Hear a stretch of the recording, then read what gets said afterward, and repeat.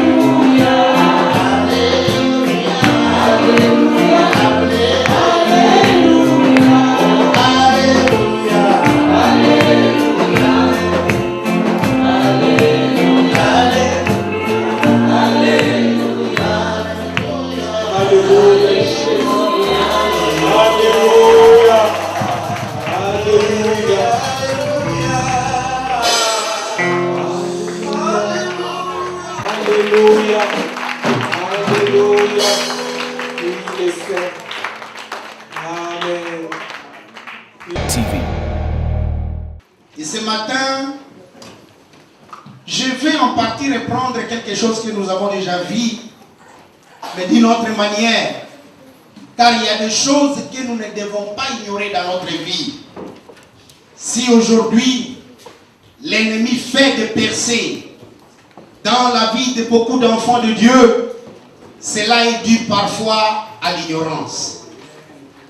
L'ignorance du peuple de Dieu. C'est pour cela qu'ils perdent des batailles dans la guerre de l'âme, qui est en réalité une guerre spirituelle. Et le thème de notre message d'aujourd'hui, c'est la guerre de l'âme. La guerre de l'âme est la guerre spirituelle. La guerre de l'âme. Nous allons prendre nos Bibles pour lire un passage dans la première épître de Pierre, au chapitre 2. Nous voyons ici, bien-aimés, que nous sommes des voyageurs et des étrangers. La terre, c'est notre lieu de pèlerinage. Quand on est voyageur, on ne s'encombre pas de beaucoup d'excédents. On ne prend pas beaucoup de choses inutiles. Et si nous nous encombrons, les convoitises de la chair font la guerre à notre âme. L'ennemi utilise les convoitises de la chair pour nous faire la guerre. Et malheureusement je dis, le christianisme aujourd'hui est purement naturel. Les choses du monde, la technologie rend notre vie de chrétien naturelle. À tel point que même l'athéisme et l'existentialisme prennent racine dans l'église de Dieu. Les chrétiens cherchent les réalités de la vie avec Dieu dans l'humanisme. Lorsque quelqu'un, par exemple, est un rosicrucien, Dieu lui fait grâce, il s'est converti. Sa première lutte, c'est de se débarrasser de toutes les pensées qu'il avait dans la Rose-Croix. Mais ce qui arrive, quand il arrive dans l'église, parfois, il veut que la façon dont il gérait sa magie là-bas soit dans l'église. Et ces choses-là, bien-aimés, c'est dangereux, car cette tentation est là de croire que l'église se gère comme on gère le monde. Le christianisme a commencé dans le surnaturel. Il continue dans le surnaturel et il se termine dans le surnaturel. Mais les gens ne comprennent pas cela. Il y a une vraie guerre. La guerre est spirituelle. Et nous avons un ennemi, un adversaire. Nous avons un ennemi, un adversaire. Et cette guerre, bien-aimée, comme je vais le faire voir aujourd'hui, a deux faces. La guerre spirituelle a deux faces. Et vous allez voir le face de cette guerre. La première face, c'est la confrontation. La confrontation, c'est quoi? C'est le face à face. La confrontation, c'est le face à face. Et ça, c'est le ministère de la délivrance et c'est le combat spirituel. Ce n'est pas de ça que je vais parler aujourd'hui. Puisque le face à face, c'est quoi? Quand tu quittes l'église, tu vas dans le champ de Dieu apporter la bonne nouvelle. À ce moment-là, tu trouves quelqu'un possédé par des mauvais esprits, par des démons. Là, tu confrontes les démons. Philippe a fait ça. Il a quitté Jérusalem pour aller en Samarie. Il arrive en Samarie, il prêche la bonne nouvelle. Et il trouve qu'il y avait des gens qui étaient possédés par les démons. Par la bonne nouvelle, il a chassé les démons. Il a guéri les malades. Ça, c'est le combat spirituel. C'est un ministère et ce n'est pas de ça qu'on va parler aujourd'hui. Ce n'est pas de ça qu'on va parler aujourd'hui. Tu t'avais prêché quelque part, tu trouves quelqu'un possédé et tu le délivres. Pierre a fait la même chose. En prêchant, il a trouvé qu'il y avait des gens qui étaient possédés. Mais un jour, lui-même s'est retrouvé en prison.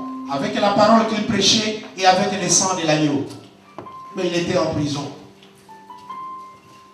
Donc, la confrontation, c'est ça, la première facette de la guerre spirituelle. Ce n'est pas ça notre sujet. Ce n'est pas ça notre sujet. Notre sujet aujourd'hui,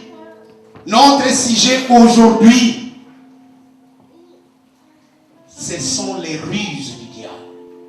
C'est là la deuxième facette. Les ruses du diable. Les ruses du diable.